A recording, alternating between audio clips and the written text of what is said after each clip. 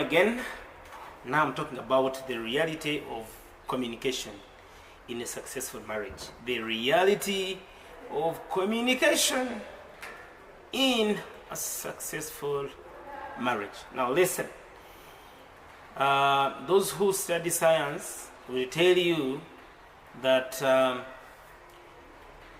communication in a relationship and blood in human body almost perform the same function.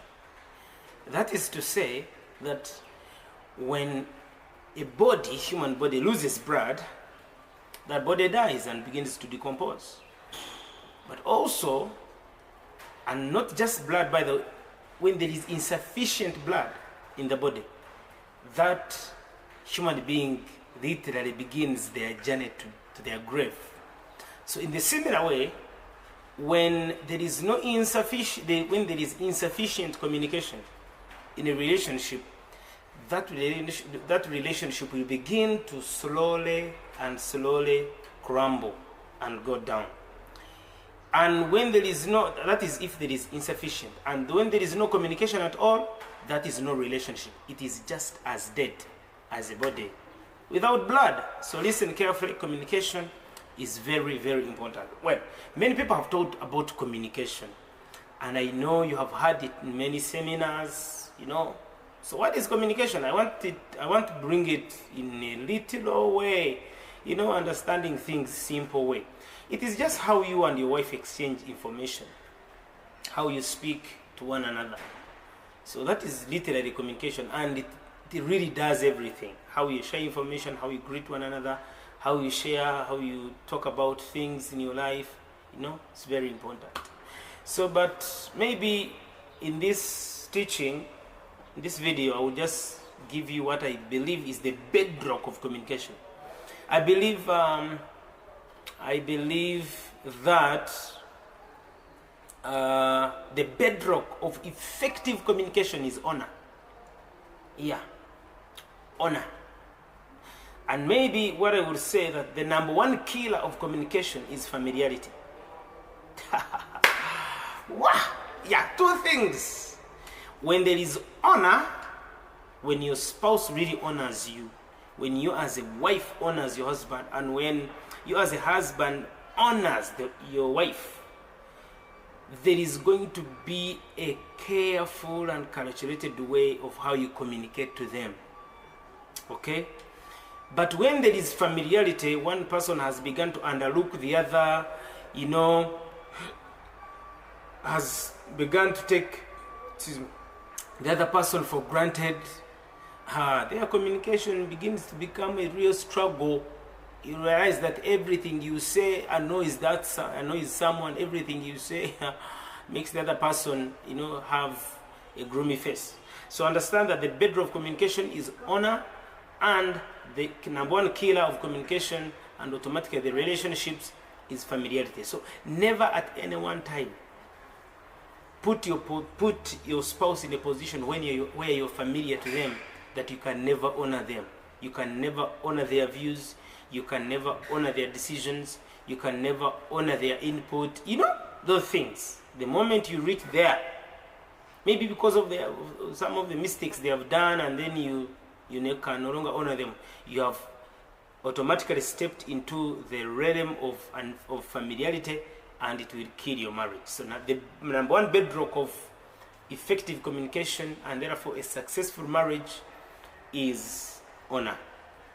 Very important.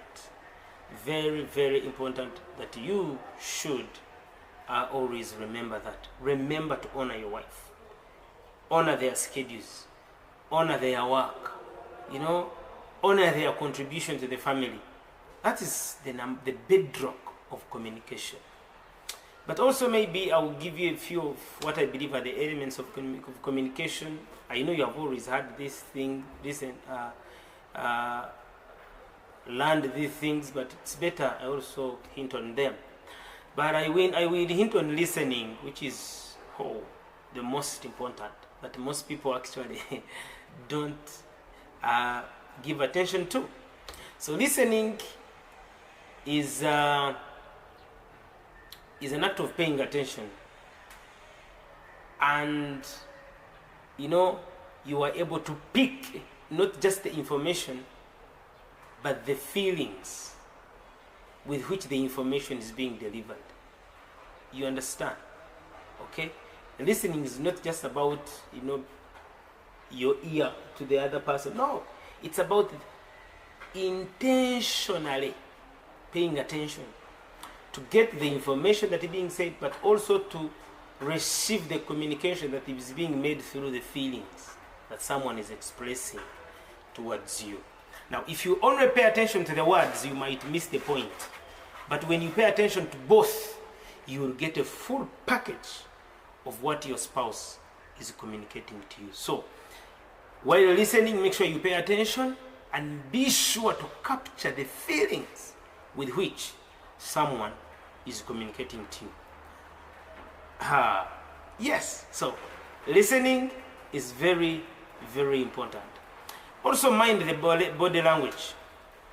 Maybe coming back to the listening, there are some people who will just, you are talking to your spouse, is speaking to you, and all you do, you are on phone, and then you are paying attention to your phone, and at the same time you are listening to your spouse. Man, that is being unserious. That is lack of honor and respect for your spouse.